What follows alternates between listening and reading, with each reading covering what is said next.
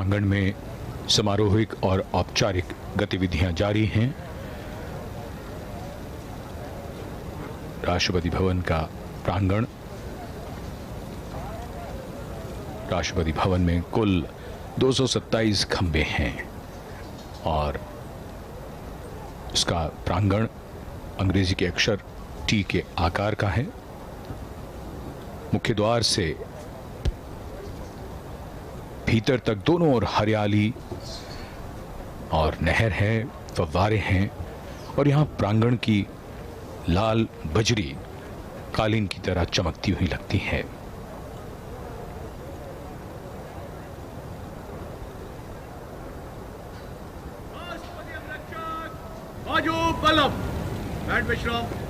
प्रांगण के ठीक सामने जो गुंबद है वही दरबार हॉल का गुंबद, जो दूर से ही राष्ट्रपति भवन की पहचान। बलुआ पत्थर के बने खंभों के ऊपर चारों कोनों पर घंटियों को उकेरा गया है और भव्य और शानदार इमारत राष्ट्रपति भवन, देश के प्रथम नागरिक का आधिकारिक निवास। The work of democracy is hard, the progress of democracy is uneven, and the only path of democracy is through inclusion. Today we walk the talk of inclusion, diversity and possibilities. As Srimati Draupadi Murmu will take oath as India's 15th President.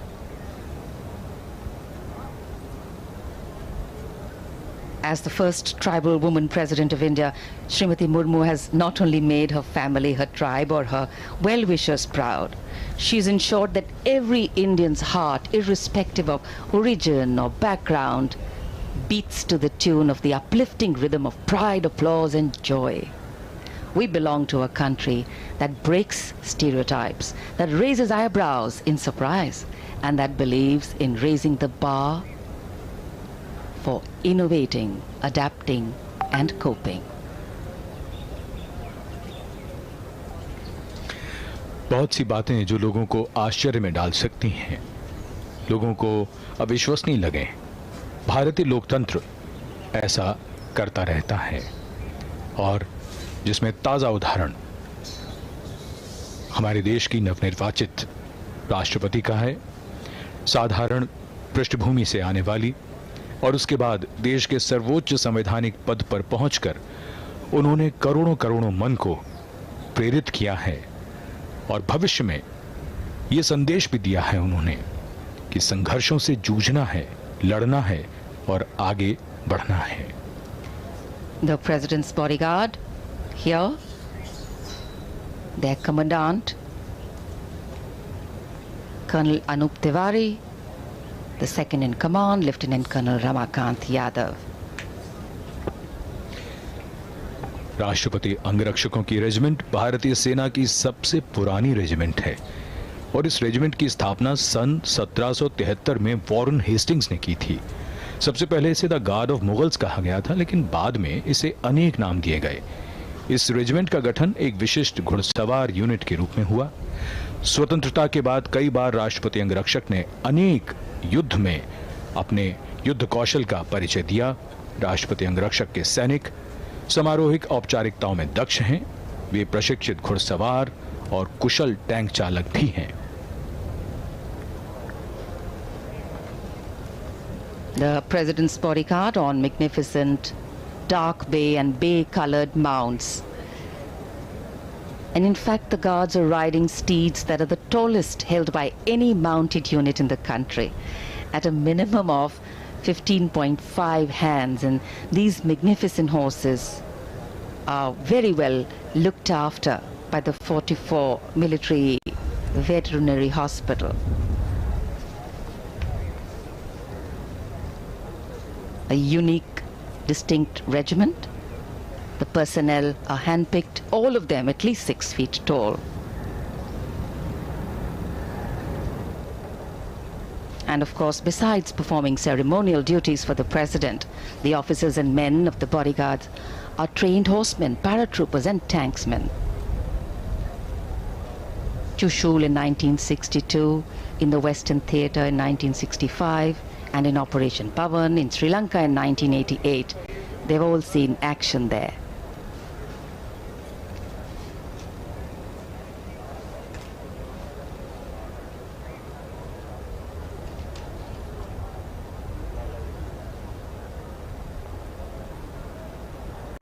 The flag fluttering high, indicating that the president is in Rashtrapati Bhavan in residence.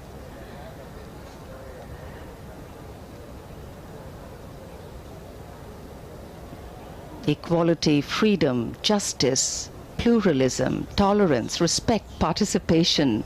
The list of values that a democracy stands for include that which has been stated by earlier generations and also those which evolve as time goes by. To keep up with the times, to yet bring in tradition so that the past and the future are connected by the present. That is a legacy we leave behind. नवनिर्वाचित राष्ट्रपति का जीवन महिलाओं और बालिकाओं के लिए बड़ी प्रेरणा है। ज्यादातर समाजों में हमने देखा है कि लिंग भेद होता है, बेटा बेटी में भेद किया जाता है और ऐसे में बालिकाओं के सामने, महिलाओं के सामने संघर्ष और भी ज्यादा कठिन हो जाता है। पिछले कुछ वर्षों में सरकार ने बालिका विकास के लिए कई कदम उठाए हैं, जिनमें बेटियों को बचाने के लिए बेटियों को बचाओ और इसी के साथ बेटी बचाओ बेटी पढ़ाओ, सुकन्या समृद्धि योजना, सीबीएसई की उड़ान योजना, लड़कियों के लिए मुफ्त या राज सहायता प्राप्त शिक्षा, कॉलेजों और विश्वविद्यालयों में महिलाओं के लिए आरक्षण, माध्यमिक शिक्षा के लिए लड़कियों को प्रेरित करने की राष्ट्रीय योजना। इसके साथ साथ जो सबसे महत्वपूर्ण बात आ जाती है वो ये कि जितने भी अवसर हैं उसमें कहीं कोई भेदभाव ना हो, समानता हो, लड़कों के बराबर उन्हें भी आगे बढ़ने के वो सभी अवसर प्राप्त हों और ये सुनिश्चित हो घर से। वो समाज जब भेद नहीं करता, जब बेटा और बेटी समान हैं, तब वो समाज पूरी तरह से विकसित होता है, विकास करता है। ये ऐसी कहानियां हैं जो प्रेरणादायी हैं और जिनकी मिसालें आने वाली पीढ़ियां भी देंगी।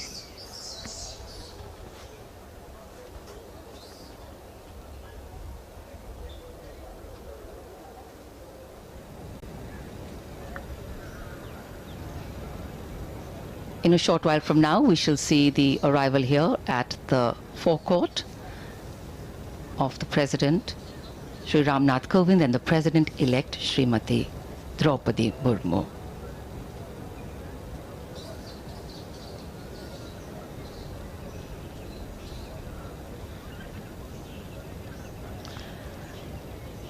As the constitutional head of the country, the President is de facto also the first citizen of India, playing a significant role of the head of state of India.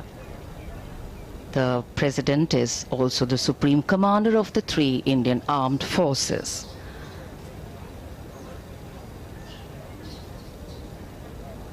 It is laid down in our constitution that the President has the responsibility and the authority to accord with, to defend and protect the Constitution and its rule of law.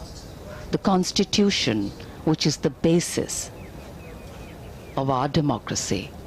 The Constitution which shows us the way whenever we tend to get lost. The Constitution which ensures the values of dignity for all, equality, equity, brotherhood, fraternity, and justice.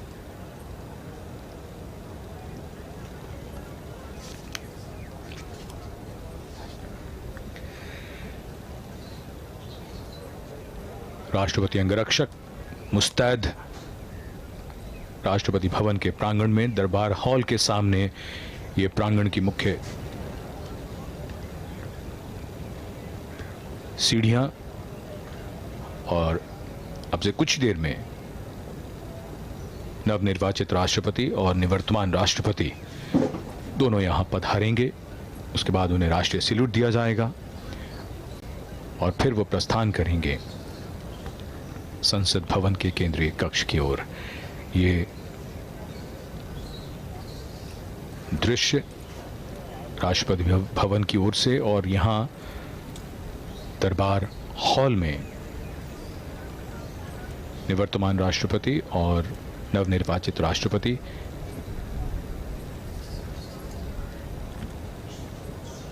information and informal procession. The President of India, Shri Ramnath Kovind, and the President-elect of India, Srimati Draupadi Murmu, going past and through the Darbal Hall. Under the shadow of Lord Buddha, 5th century BC Gupta period.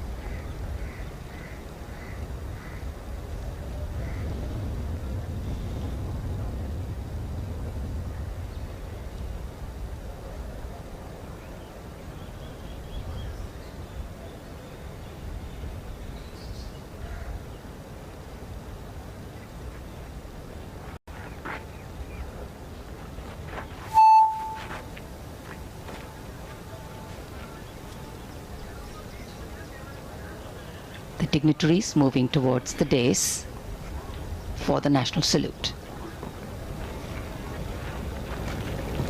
राष्ट्रपति अंगरक्षक सलामी देगा, राष्ट्रीय salute पद्यात्मक।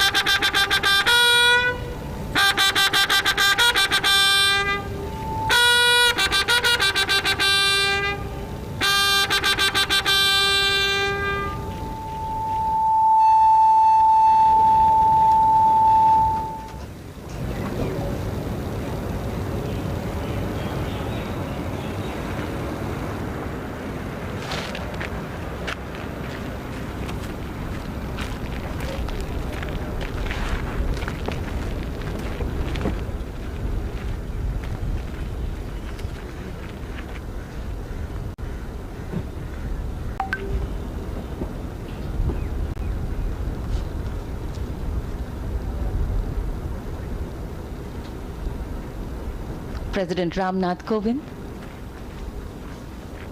sitting in his vehicle, and accompanying him the President-elect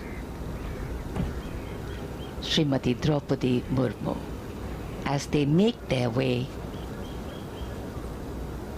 towards Parliament House. Section, kadam kadam.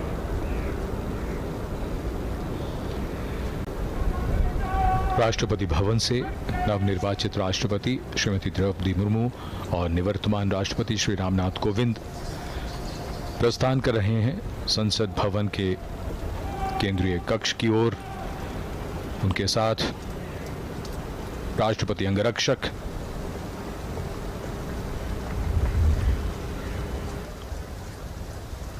विशाल भव्य राष्ट्रपति भवन के प्रांगण से ये काफिला अब धीरे धीरे राष्ट्रपति भवन के मुख्य द्वार की ओर बढ़ता हुआ।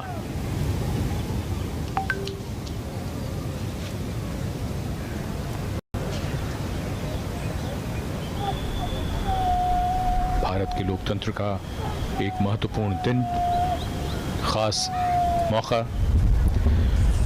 देश की 15वीं राष्ट्रपति अब से कुछ ही देर में शपथ लेंगी।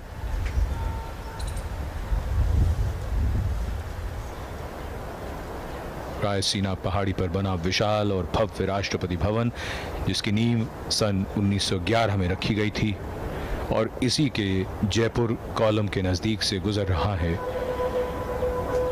ये काफिला, जो अग्रसर है संसद भवन की ओर।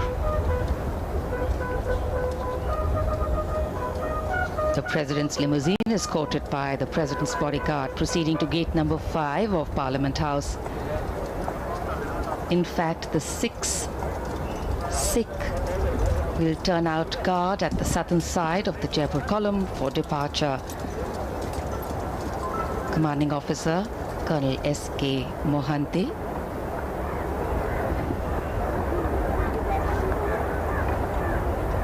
personnel from the 3 services, and we showed you shots of this earlier, have lined up the path with arms on the route and will present arms as the dignitaries pass by.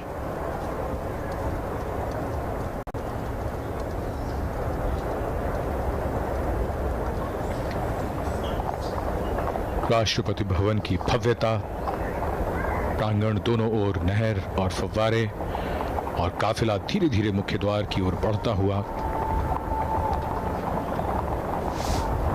विशाल लोहे का मुख्य द्वार जो विशेष अवसरों पर खोला जाता है, और आज ऐसा ही विशेष अवसर है जब भारत की 15वीं राष्ट्रपति अब से कुछ ही देर में शपथ ग्रहण करेंगी।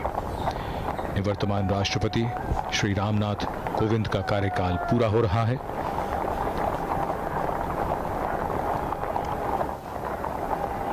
और ये काफिला धीरे धीरे रायसीना पहाड़ी से अब विजय चौक की ओर बढ़ता हुआ, वहां से बाईं ओर संसद भवन है जो गंतव्य है इस काफिले का।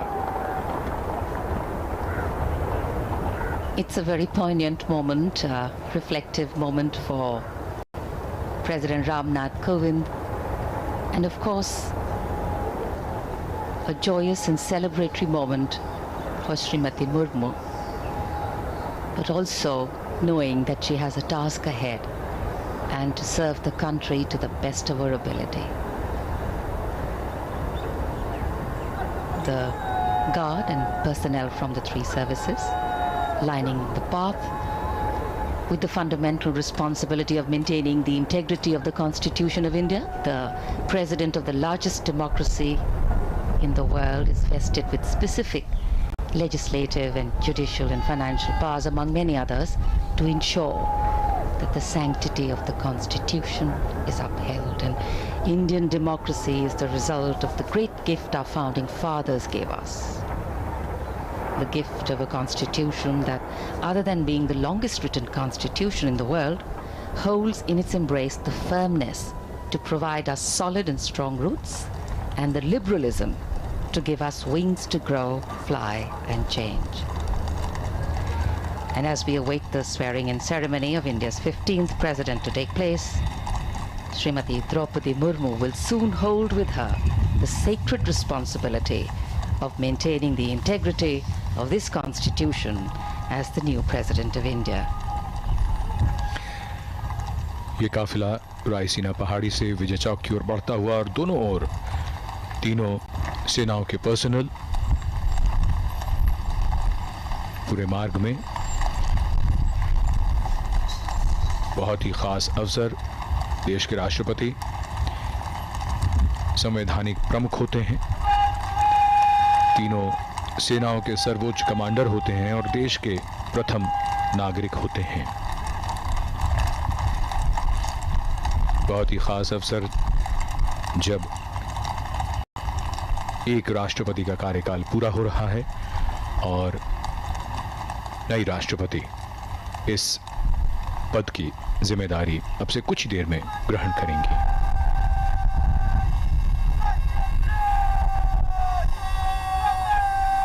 There invariably is, as a form of mainstream dialogue, a recurring reference to the values a democratic nation rests on, and moving these values from paper to people is the true test of democratic governance. Srimati Murmu, as she will shortly take oath today, will be wanting to ensure that she centers her tenure around these values and principles. The values and principles that she has always held dear, in sync with the form of governance she sits atop as its constitutional head. Principles of action that sustain society and democracy to be stable and successful at both the political and social levels. And it is because the scope of these often are justified and vehemently defended values is so far-reaching that they are debated and discussed at the public level. The President's limousine on its way to gate number 5.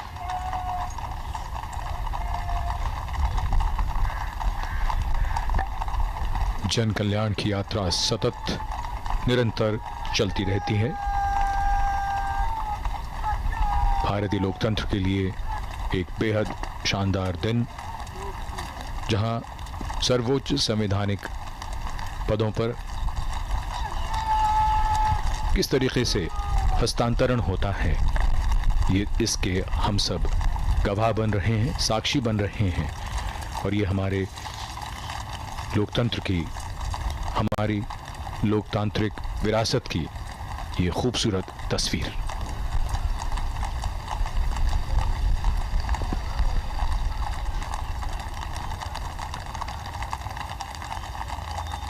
संसद भवन के निकट पहुंचता हुआ ये काफिला कुछ ही देर में संसद भवन के गेट नंबर 5 पर पहुंचेगा।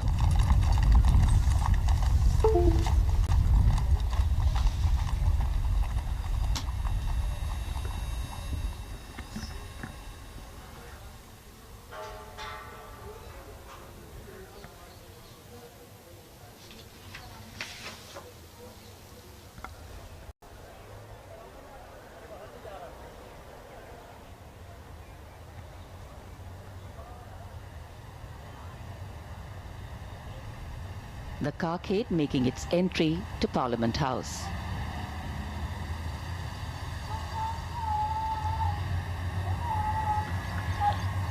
संसद भवन में दाखिल होता हुआ ये काफिला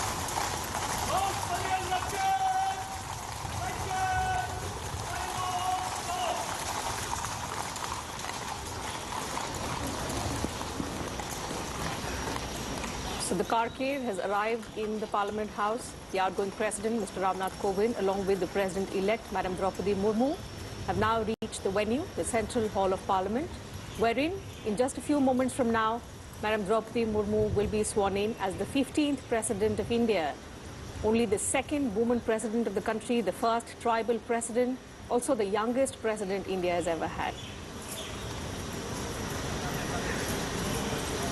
The President-elect being welcomed by Rajya Sabha Chairman M. Venkaiah Naidu. Along with him is Chief Justice of India, Mr. N.V. Ramanna, Lok Sabha Speaker Om Birla as well. Both the outgoing President and the President-elect being accorded the welcome outside the Central Hall of Parliament.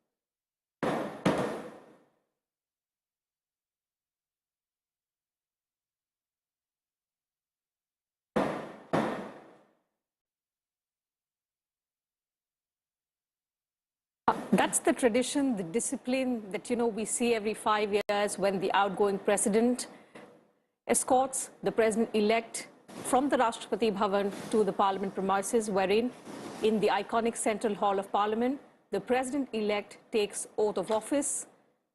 Madam Draupadi Murmu will, in a short while from now, take oath as the 15th President of India in the presence of Rajya Sabha Chairman M. Venkaiah Naidu, Lok Sabha Speaker Om Birla, Prime Minister Narendra Modi, members of the Union Cabinet, also the Chief Ministers of various states, state governors as well, and a host of other dignitaries in attendance inside the Central Hall of Parliament. Chief Justice of India, Mr. N.V. Ramanna, will administer the oath of office to Madam Draupadi Murmu, who will, in a short while from now, take oath as the 15th President of India from the iconic Central Hall of Parliament. बिल्कुल अपने आप में ये ऐतिहासिक तस्वीरें कुछ ही पलों में नवनिर्वाचित राष्ट्रपति द्रौपदी मुर्मू देश के सर्वोच्च संवैधानिक पद की शपथ लेंगी। आज़ादी के बाद जन्म लेने वाली वो पहली राष्ट्रपति होंगी, साथ ही दूसरी महिला राष्ट्रपति और जनजातीय समुदाय से राष्ट्रपति पद तक का सफर तय करने वाली पहली महिला।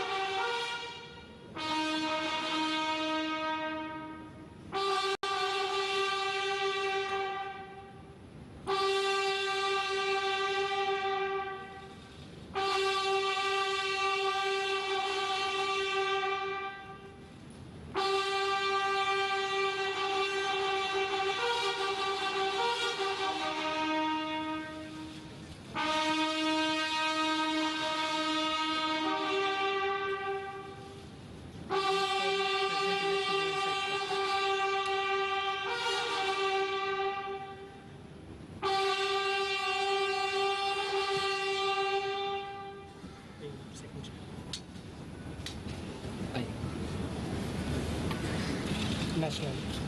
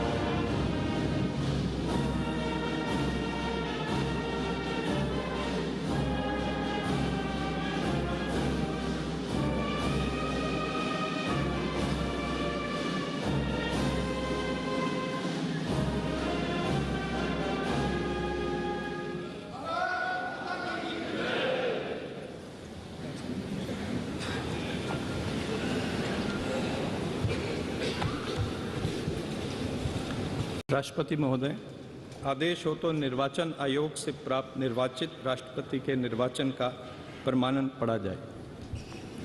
यतः भारत के संविधान के अनुच्छेद 324 द्वारा भारत के राष्ट्रपति के पद के निर्वाचन का अधीक्षण, निर्देशन और नियंत्रण भारत निर्वाचन आयोग में निहित है और यतः श्री रामनाथ कोविंद की पदावधि का अवसान वर्ष 2022 के जुलाई मास के 24वें दिन तदनुसार शक संवत के वर्ष 1944 के श्रावण मास के दूसरे दिन होने के लिए नियत है और यतः भारत के राष्ट्रपति के पद को भरने के लिए संविधान तथा राष्ट्रपतीय और उपराष्ट्रपतीय निर्वाचन अधिनियम 1952 के उपबंधों और तदधीन बनाए गए नियमों और आदेशों के अनुसार निर्वाचन करा लिया गया है तथा परिणाम घोषित कर दिया गया है।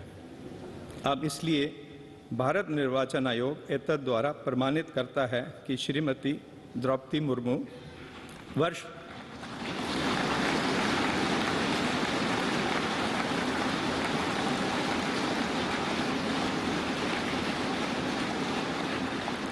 वर्ष 2022 के जुलाई मास के 21वें दिन तदनुसार शक संवत के वर्ष 1944 के आषाढ़ मास के 30वें दिन भारत के राष्ट्रपति पद के लिए सम्यक रूप से निर्वाचित हो गई हैं।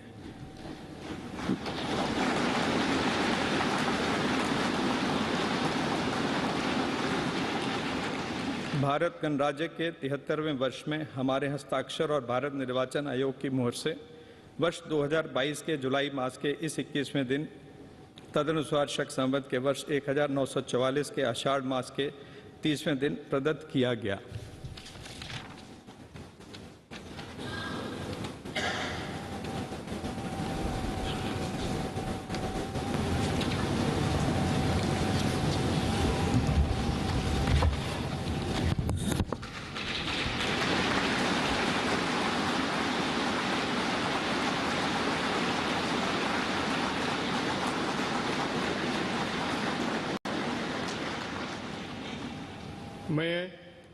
मैं द्रौपदी मुर्मू ईश्वर की शपथ लेता हूँ कि ईश्वर की शपथ लेती हूँ कि मैं श्रद्धापूर्वक भारत के राष्ट्रपति के पद का कार्यपालन करूँगी भारत के राष्ट्रपति पद का कार्यपालन करूँगी तथा अपनी पूरी योग्यता से संविधान और विधि का परिरक्षण, संरक्षण और प्रतिरक्षण करूंगी और मैं भारत की जनता की सेवा और कल्याण में निरत रहूंगी।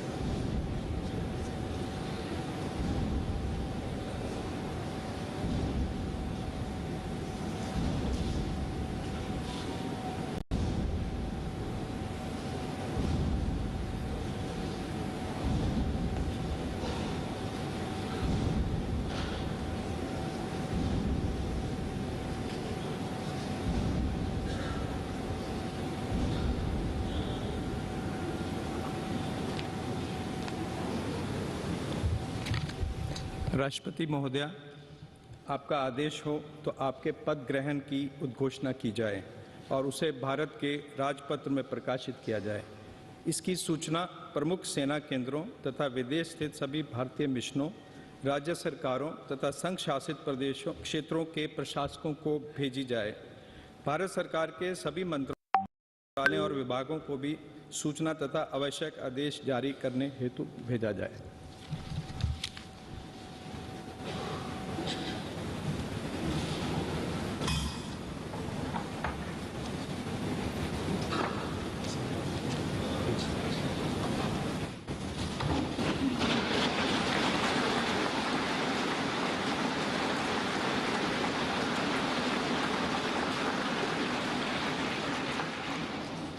आदरणीय श्री रामनाथ कोविंद जी, उपराष्ट्रपति श्री एम वेंकैया नायडू जी, प्रधानमंत्री श्री नरेंद्र मोदी जी, लोकसभा के स्पीकर श्री ओम बिरला जी, चीफ जस्टिस एन.वी. रमन्ना जी, सम्मानित सांसदगण, अन्य महानुभावों, देवियों और स्वजनों तथा मेरे प्यारे देशवासियों, सभी को जोहार।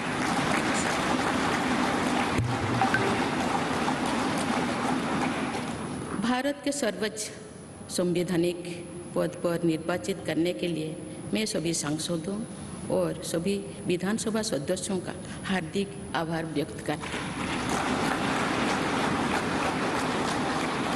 आपका मत देश के करोड़ों नागरिकों के विश्वास की अभिव्यक्ति है। मैं भारत के समस्त नागरिकों की आशा, आकांक्षा और अधिकारों की प्रतीक इस पवित्र संसद से सभी देशवासियों का पूरी विनम्रता से अभिनंदन करता हूँ।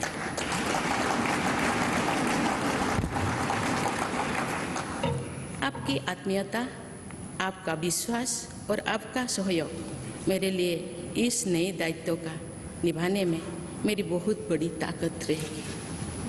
मुझे राष्ट्रपति के रूप में देश ने एक ऐसे महत्वपूर्ण कालखंड में चुना है जब हम अपनी आज़ादी का अमृत महोत्सव मना रहे हैं।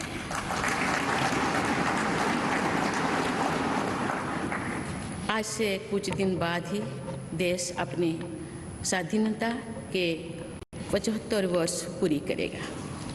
ये भी एक संयोग है कि जब देश अपनी आज़ादी के 50वें वर्ष का पर्व मना रहा था, तभी मेरे राजनीतिक जीवन की शुरुआत हुई थी।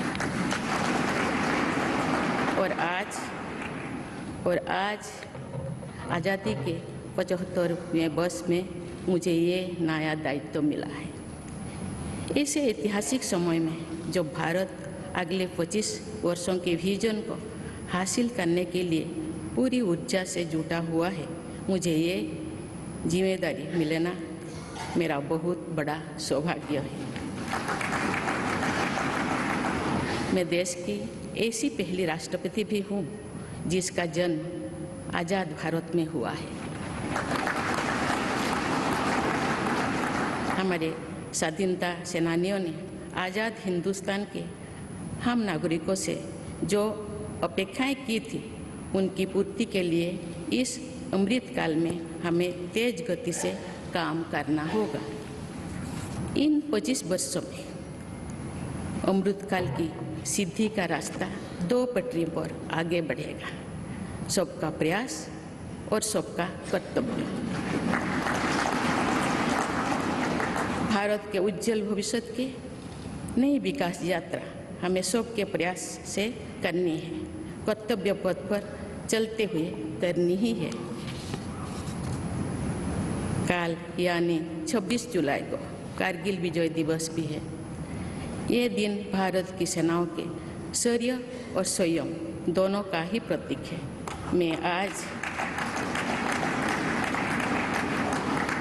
मैं आज देश की सेनाओं को तथा देश के समस्त नागरिकों को कारगिल विजय दिवस की अग्रिम शुभकामनाएं देती हूँ। देवियों और स्वजनों, मैंने अपनी जीवन यात्रा पूर्वी भारत में ओडिशा के एक छोटे से आदिवासी गांव से शुरू की थी। मैं जिस पृष्ठभूमि से आती हूँ वहाँ मेरे लिए प्रारंभिक शिक्षा प्राप्त करना भी एक सपने जैसा ही था, लेकिन अनेक बाधाओं के बावजूद मेरा संकल्प दृढ़ रहा और मैं कॉलेज जाने वाली अपने गांव की पहली बेटी थी।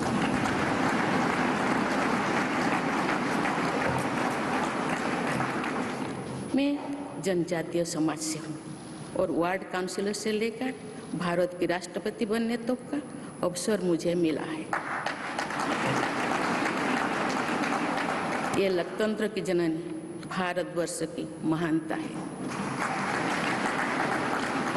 ये हमारे लोकतंत्र की ही शक्ति है कि उसमें एक गरीब घर के पैदा होने बेटी, दूर सुदूर आदिवासी क्षेत्र में पैदा हुई बेटी भारत के सर्वोच्च संवैधानिक पद तक पहुंच सकती है। राष्ट्रपति के पद पहुंचना मेरी व्यक्तिगत उपलब्धि नहीं है, ये भारत की प्रत्येक गरीब की उपलब्धि है। मेरा निर्वाचन इस बात का सबूत है कि भारत में गरीब सपने भी देख सकता है और उन्हें पूरा भी कर सकता है।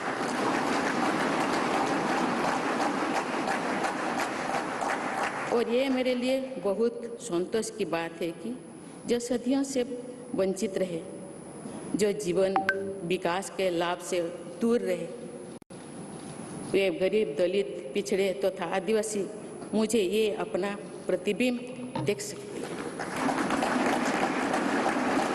मेरे इस निर्वाचन में देश के गरीब व का आशीर्वाद शामिल है। देश की करोड़ों महिलाओं और बेटियों के सपनों और सामर्थ्य की झलक है। मेरे इस निर्वाचन में पुराने लीग से हटकर नए रास्ते पर चलने वाले भारत के आज के युवाओं का साहस भी शामिल है। ऐसे प्रगतिशील भारत का नेतृत्व करते हुए आज मैं खुद को गौरवान्वित महसूस कर रही हूँ। मैं आज समस्त देशवासियों को, विशेषकर भारत के युवाओं को तथा भारत की महिलाओं को ये विश्वास दिलाती हूँ कि इस पद पर कार्य करते हुए मेरे लिए उनके हित सर्वोपरि होंगे। देवियों और स्वजनों, मेरे सामने भारत के राष्ट्रपति पद की ऐसी महान विरासत है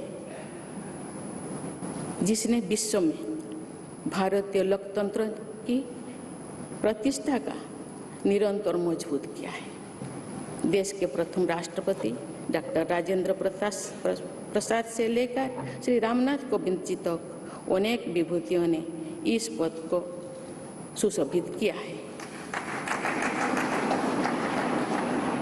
इस पद के साथ साथ देश ने इस महान परंपरा के प्रतिनिधित्व का दायित्व भी मुझे सौंपा है। संविधान के आलोक में मैं पूरी निष्ठा से अपने कर्तव्यों का निर्वहन करूंगी। मेरे लिए भारत के लोकतांत्रिक सांस्कृतिक आदर्श और सभी देशवासी हमेशा मेरे ऊर्जा के स्रोत रहेंगे।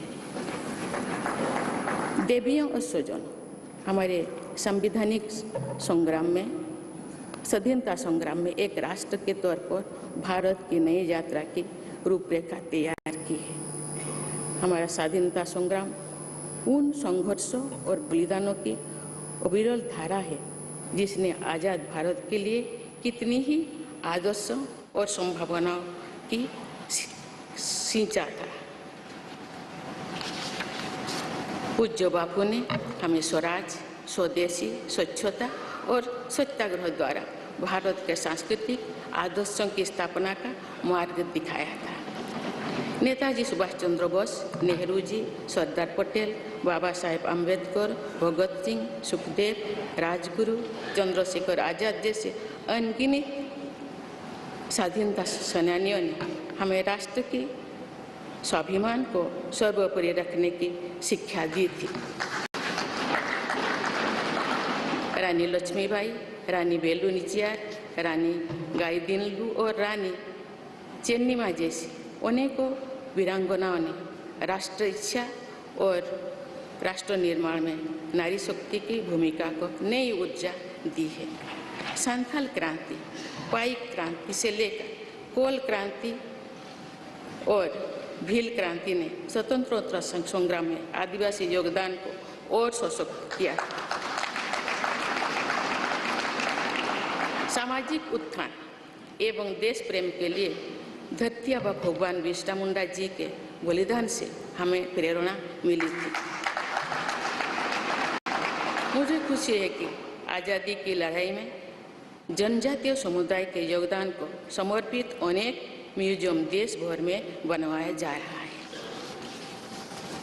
देवियों और स्वजनों, एक संसदीय लोकतंत्र के रूप में 75 वर्ष में भारत ने प्रगति के संकल्प को सहभागिता एवं सर्वसम्मति से आगे बढ़ाया है। विविधताओं से भरे अपने देश में हम अनेक भाषा, धर्म, संप्रदाय, खान पान, रहन सहन, रीति रिवाजों का अपनाते हुए एक भारत श्रेष्ठ भारत के निर्माण में सक्रिय है। आज़ादी के 75वें वर्ष के अवसर पर आया है अमृतकाल। भारत के लिए नए संकल्पों का कालखंड है। आज मैं इस नए युग के स्वागत में अपने देश को नई सोच के साथ तत्पर और तैयार देख रही हूँ। भारत और हर क्षेत्र में विकास का नया अध्याय जोड़ रहा है। कोरोना महामारी के वैश्विक संकट का सामना करने में भारत ने जिस तरह का सामर्थ्य दिखाया है, उसने पूरे विश्व में भारत की साख बढ़ाया है।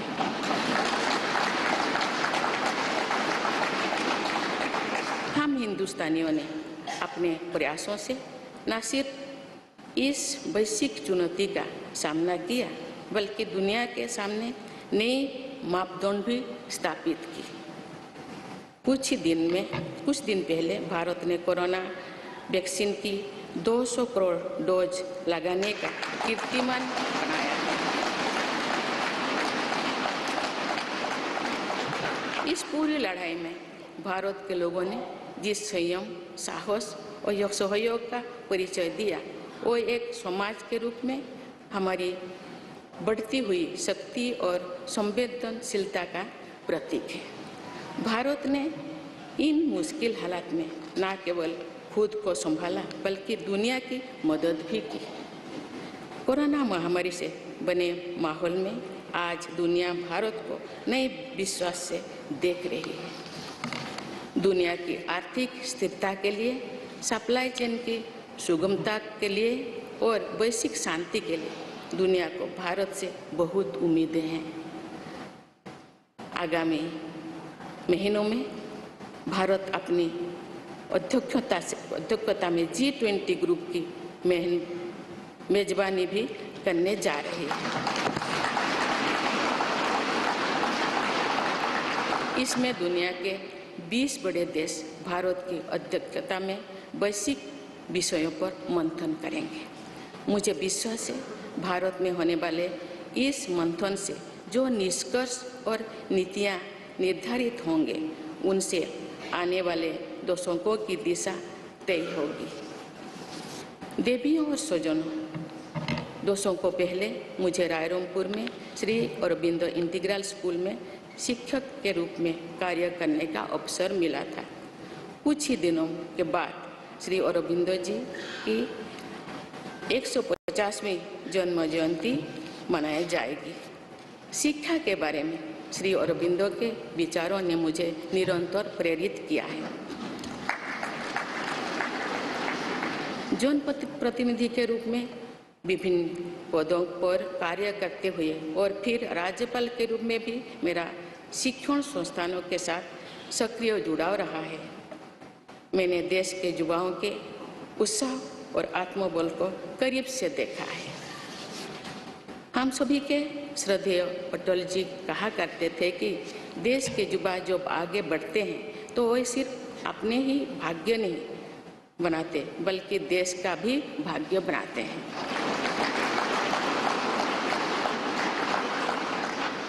आज हम इसे सोच होते देख रहे हैं। वोकल फॉर लोकल से लेकर डिजिटल इंडिया तक हर क्षेत्र में आगे बढ़ रहा आज का भारत विश्व के साथ कदम से कदम मिलाकर औद्योगिक क्रांति 4.0 के लिए पूरी तरह भारत तैयार है। रिकॉर्ड संख्या में बन रहे स्टार्टअप्स में नए नए इनोवेशंस में दूर सुदूर क्षेत्रों में डिजिटल टेक्नोलॉजी की स्वीकार्यता में भारत के युवाओं की बड़ी भूमिका है। बीती वर्षों में भारत ने जिस तरह महिला सशक्तिकरण के लिए निर्णय लिए हैं, नीतियाँ बनाई गई है, इससे भी देश में एक नई शक्ति का संचार हुआ है। मैं चाहती हूँ कि हमारी सभी बहनें व बेटियाँ अधिक से अधिक सशक्त हो तथा वे देश के हर क्षेत्र में अपना योगदान बढ़ाती रहें। मैं अपने देश के युवाओं से कहना चाहती हूँ कि आप न केवल अपने भविष्य का निर्माण कर रहे हैं बल्कि भविष्य के भारत की नींव भी रख रहे हैं। देश के राष्ट्रपति के तौर पर मेरा हमेशा आपको पूरा सहयोग रहेगा। देवियों और स्वजनों, विकास और प्रगतिशीलता का अर्थ निरंतर आगे बढ़ना होता है, लेकिन साथ ही अपने अतीत का ज्ञान भी उतना ही आवश्यक है। आज जब विश्व सस्टेनेबल प्लैनेट की बात कर रहे हैं तो उसमें भारत की प्राचीन परंपराओं, हमारे अतीत की सस्टेनेबल लाइफस्टाइल की भूमिका और बढ़ जाती है। मेरा जन्म तो उस जनजातीय परंपरा से हुआ है जिसने हजारों वर्ष से प्रकृति के साथ तालमेल बनाकर जीवन को आगे बढ़ाया है। मैंने जंगल और जलाशयों के महत्व को अपने जीवन में महसूस किया है। हम प्रकृति से जरूरी संसाधन लेते हैं और उतनी ही श्रद्धा से प्रकृति से सेवा भी करते हैं। यहाँ संवेदनशीलता का आज वैश्विक अनिवार्यता बन गया है। मुझे इस बात की प्रसन्नता है कि भारत पर्यावरण संरक्षण के क्षेत्र में विश्व का मार्गदर्शक बन रहा है। देवियों और स्वजनों, मैंने अपने अब तक के जीवन में जन सेवा में ही जीवन की सार्थकता को अनुभव किया है। श्री जगन्नाथ क्षेत्र के एक प्रख्यात कवि भीम भोई जी की कविता की एक पंक्ति है, मो जीवन पचे नरक के पड़ी था जगत उद्धार।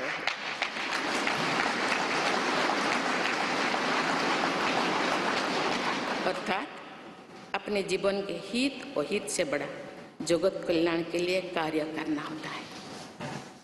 जगत कल्याण की इसी भावना के साथ मैं आप सब के विश्वास पर खरा उतरने के लिए पूरी निष्ठा व लगन से काम करने के लिए सदैव तत्पर रहूँगी। आइए हम सभी एकजुट होकर समर्पित भाव से कर्तव्य पथ पर आगे बढ़े तथा वैभवशाली व आत्मनिर्भर भारत का निर्माण करें। धन्यवाद। जय हिंद, जय भारत।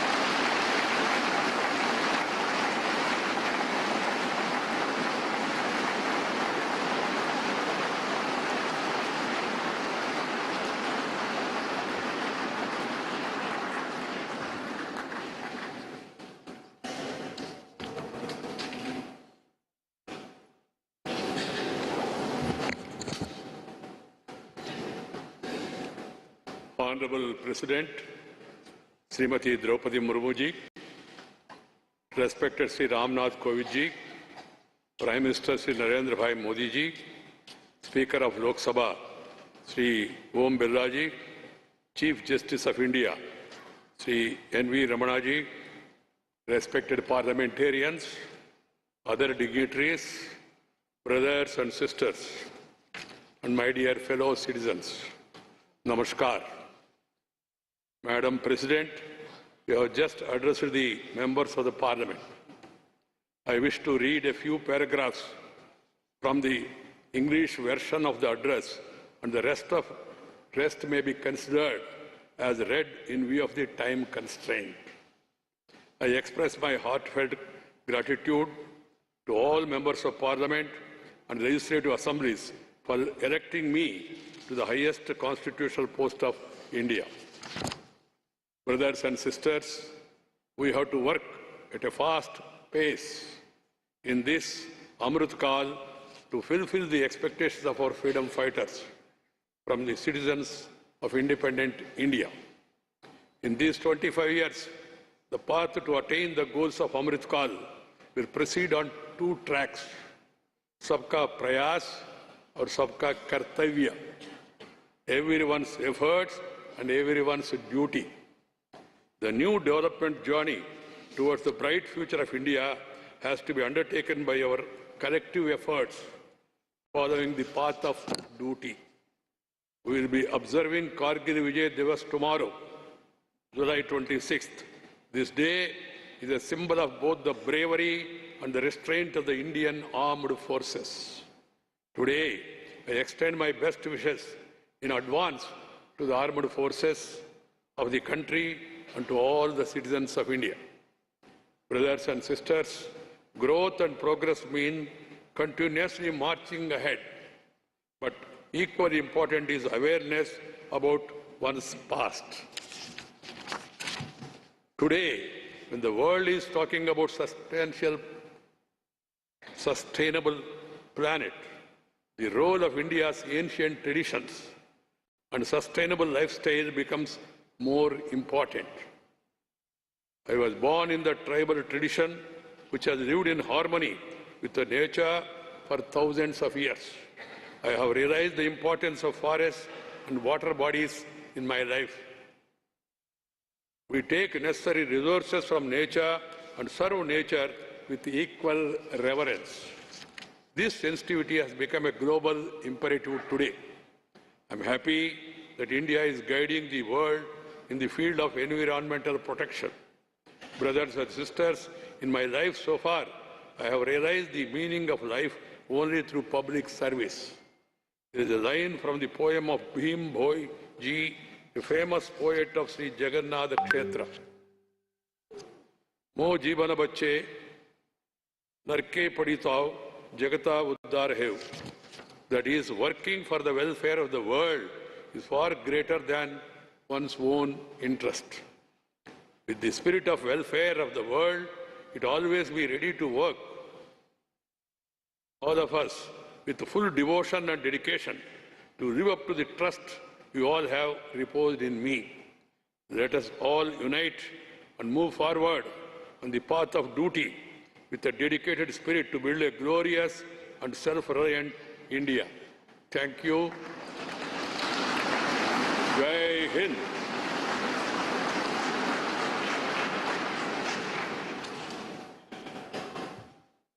राष्ट्रपति महोदया, आपकी आज्ञा हो तो समारोह की कार्यवाही समाप्त की जाए।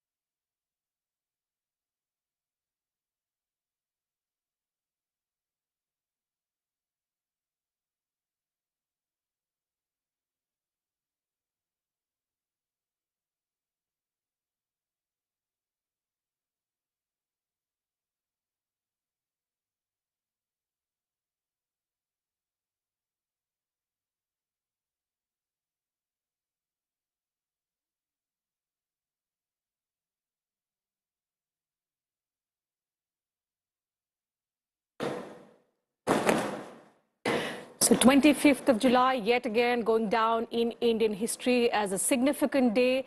The 10th successive president to have been sworn in today. Madam Draupadi Murmu was sworn in as the 15th president of India a short while ago. The oath of office was administered to her by Chief Justice of India, N.V. Ramanna.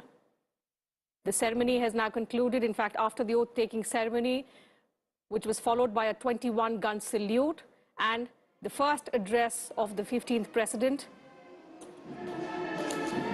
which was then, excerpts of which were also translated in English and read out by Vice President and Rajya Sabha Chairman Mr. M. Venkaiah Naidu. The ceremony in the Central Hall of Parliament has now concluded. And as you can see, the 14th President of India, Mr. Ramnath Kovind, the new President, Madam President Murmu, along with other dignitaries now leaving for the Rashtrapati Bhavan.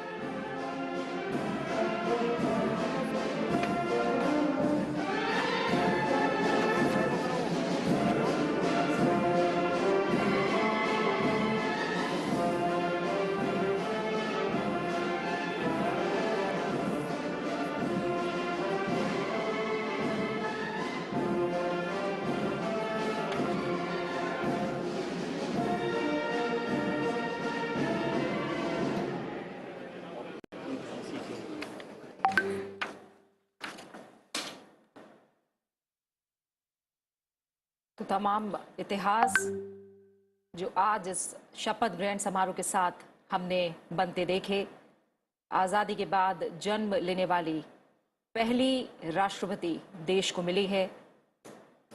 साथ ही हम देख रहे हैं कि अब राष्ट्रपति द्रौपदी मुर्मू राष्ट्रपति भवन की ओर रवाना होंगी और राष्ट्रपति भवन के फोरकोर्ट में हैंडिंग ओवर सेरेमनी होगी और इसके बाद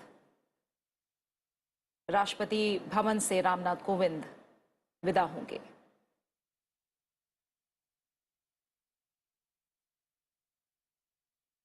द्रौपदी मुर्मू देश की 15वीं राष्ट्रपति बन गई हैं। संसद भवन से ये सीधी तस्वीरें आप देख पा रहे हैं। देश में दूसरी बार सर्वोच्च पद पर महिला आसीन हुई हैं। कई मायनों में आज हमने इतिहास को बनते देखा है और तमाम बड़ी बातें जो आज राष्ट्रपति पद की शपथ लेने के बाद राष्ट्रपति द्रौपदी मुर्मू ने कही हैं। उन्होंने नई भारत की नई तस्वीर का जिक्र किया और कहा कि वो तमाम देशवासियों की जो आशाएं हैं, आकांक्षाएं हैं, उनका अभिनंदन करती हैं। और सबसे बड़ी बात कि एक महत्वपूर्ण कालखंड है जिस दिन उन्होंने राष्ट्रपति पद की शपथ ली है। देश आज़ादी का अमृत महोत्सव मना रहा है।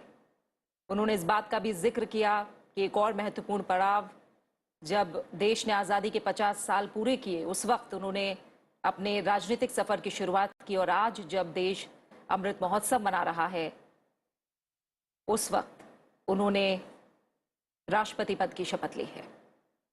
Absolutely, and significantly, as the new Commander-in-Chief of the Indian Armed Forces, the President also hailed the contribution, the grit, the valor of the security forces, the Indian Armed Forces, who continue to guard us. And as 26th of July is remarkable in Indian history, we celebrate Kargil Vijay Divas on this very day.